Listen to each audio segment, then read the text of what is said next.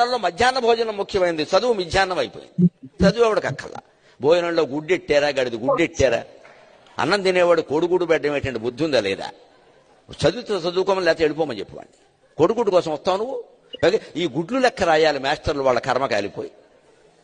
చదువు చెప్పక్కల్లా.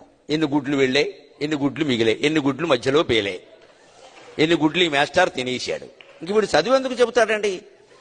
అసలు పిల్లలకి భోజనం పెట్టడం ఏంటంటే వాళ్ళ భోజనాలు వాళ్ళు తెచ్చుకోవలేదు, మానేమానండి.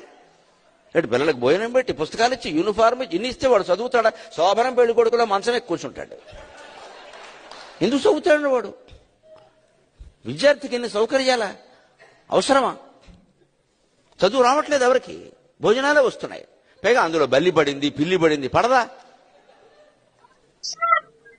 ఆ వండి పెట్టే వాళ్ళకి డబ్బులు ఉండవు. ఎక్కడి నుంచి ఇస్తారు? ఎంతమందికి ఇస్తారమ్మా? ధార పోస్తారు ప్రభుత్వం వాళ్ళు. ఎక్కడి నుంచి ఉన్నాయి డబ్బులు? ఇక్కడ నీ డబ్బులు పెట్టి నువ్వు చదువుకో, నీ అన్నం నువ్వు తిను, నీ బట్టలు నువ్వు కట్టుకో, నీకు ఇష్టమైతే చదువు. ప్రభుత్వం పని ఏమిటంటే, ఉభయ తెలుగు రాష్ట్రాల పెద్దలందరూ వింటారు నా కెమెరా ద్వారా కాబట్టి చెబుతున్నా, ప్రభుత్వం కర్తవ్యం బాగా చదువు చెప్పడం తప్ప పుస్తకాలు ఇవ్వడం, బట్టలు కుట్టించడం, అన్నం పెట్టడం కాదండి.